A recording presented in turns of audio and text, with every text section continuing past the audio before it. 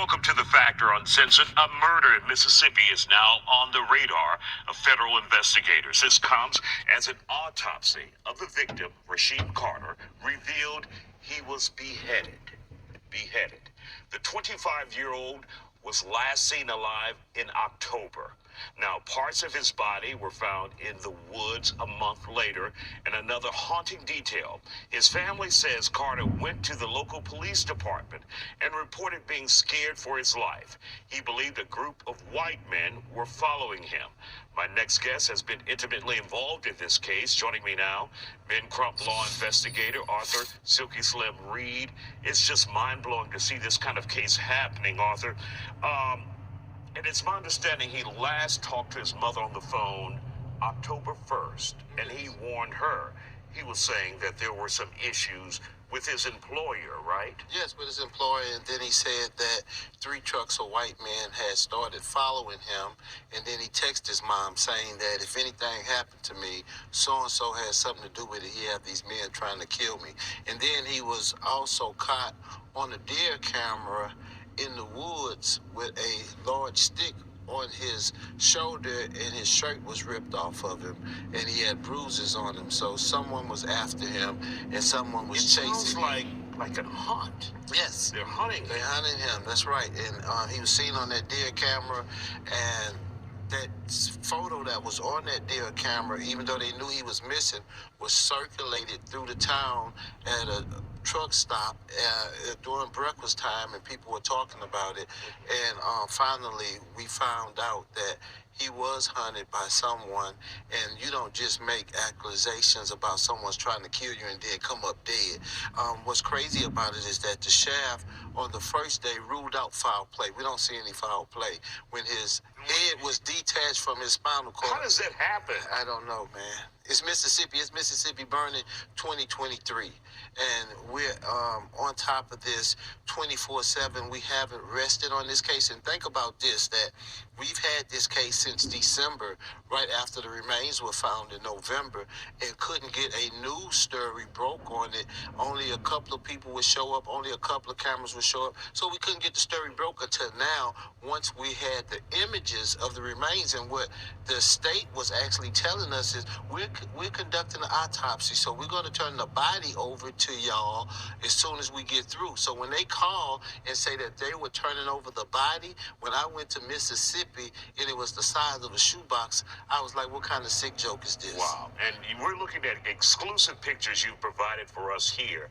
What are we looking at, Arthur, right now exactly? That's the vertebrae, parts of the vertebrae. The other picture that you see, that's the skull that was inside of that box that I'm telling you about, and that is his skull. And we've never seen this type of decomposition on anybody, so we're trying to figure all of this out as we go along.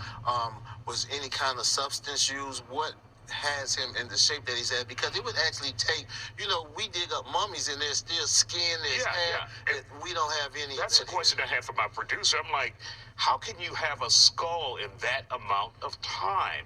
And of course, this has been examined by the pathologist, the medical examiner, and they've positively identified him as his. That's why some of the teeth are missing, because they used the root of the teeth to take DNA and match it to his mom's DNA. So it's positively him, no doubt about that. Now, also what happened is that last week, a whole separate set of remains have been found on another piece of property. Separate individual?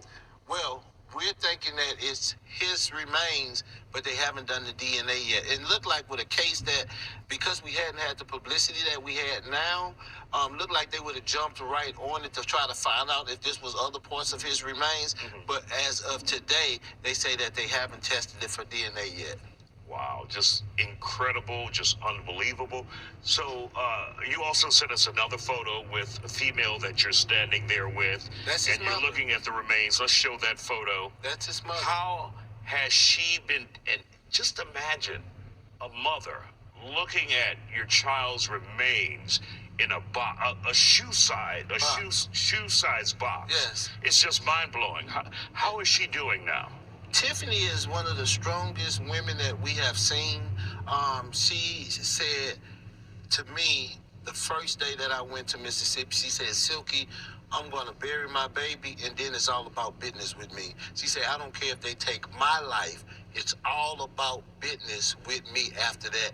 We have to find out who killed my child. And one of the things that was happening is that I promised her, I promise you that we're going to get this broke.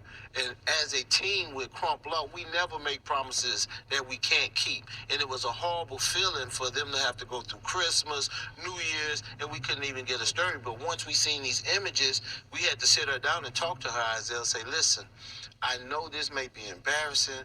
I know that you may not want to do this, but do you want to release these images to the public? And she said, without a doubt, we have to let them see what they done to my baby. She said, this is my baby. This is her baby child. And Reminds us of Emmett Till's mother. Exactly. It reminds you exactly of the same story. The way this young man was lynched. No doubt about it in our mind. He was lynched. I don't care what kind of stories they concoct. He was lynched. And we see the results of that by what we have in the shoebox. In the last 30 seconds that we have, what is it like for you as an investigator for Ben Crump and an investigator in general to hear a black man has been decapitated?